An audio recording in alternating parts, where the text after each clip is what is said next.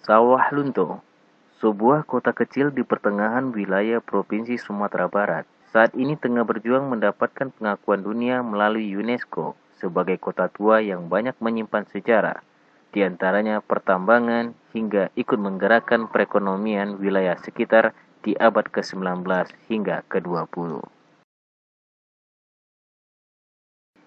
Sawah Lunto sebelumnya hanya merupakan sebuah areal persawahan, hingga adanya penelitian geolog dari Belanda terkait kandungan batu bara yang ada di daerah tersebut. Penelitian Insinyur Willem Hendrik de Cruyff pada tahun 1867 mendapati bahwa di bawah daerah tersebut terkandung batu bara yang sungguh fantastis, 200 juta ton di sekitaran aliran Batang Ombilin.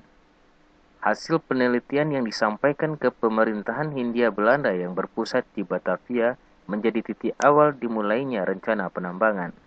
Berbagai sarana dan prasarana dibangun bahkan di tahun 1888, tepatnya pada tanggal 1 Desember, daerah tersebut menjadi sebuah kota yang sekaligus ditetapkan menjadi hari jadi Kota Sawalunto. Upaya dalam mewujudkan kota tua sebagai warisan budaya dunia, pemerintah kota terus meningkatkan sarana dan prasarana, mulai dari pembangunan museum-museum yang berkaitan dengan wisata tambang. Cakupannya pun diperluas mulai dari Padang Panjang, Padang Pariaman, Kota Padang, Sijunjung yang dilintasi oleh jalur kereta api sebagai moda transportasi mengangkut batu bara ke Teluk Bayur. Kepala Dinas Kebudayaan Peninggalan Sejarah dan Permusiuman Kota Sawalunto, Henry Talib menyebutkan Sawah Lunto merupakan sebuah kota tentatif yang sangat berpotensi menjadi warisan budaya dunia. Di awal 2016, pemerintah sudah mengajukan proposal awal dan di tahun itu juga mendapatkan tanggapan dari UNESCO untuk melengkapi persyaratan.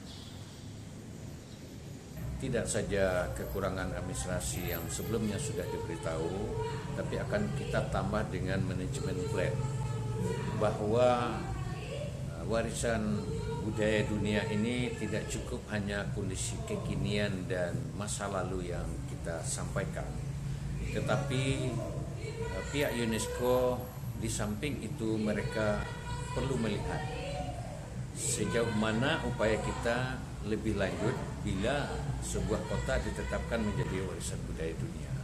Kalau hanya masa lalu yang kita laporkan, tidak ada perencanaan mau diapakan ke depannya, maka itu menjadi titik lemah di dalam penilaian.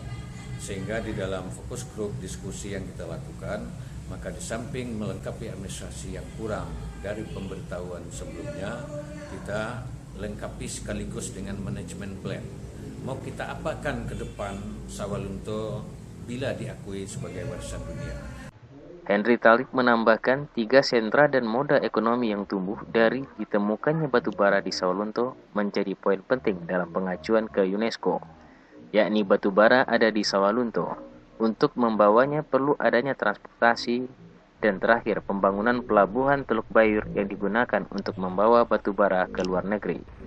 Sementara itu, Kepala Dinas Pariwisata Kota Sawalunto, Efrianto menyebutkan, kelebihan Sawalunto dibandingkan daerah lain yakni peninggalan sejarahnya. Kota Arang memiliki sesuatu yang unik dan hanya dimiliki oleh Sawalunto. Secara kompetisi, memiliki keunggulan yang sulit untuk disaingi oleh daerah lain. Pariwisata Sawalunto sesungguhnya core bisnis kita untuk kepersataannya adalah kota tua.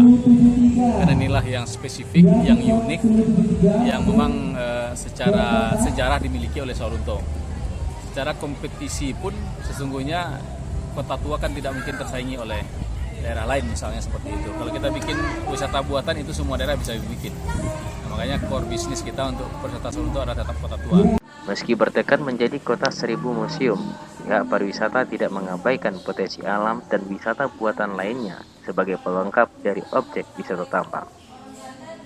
Dari Sawalunto, Sumatera Barat, M.E. Bijodirajo, Cendana TV melaporkan.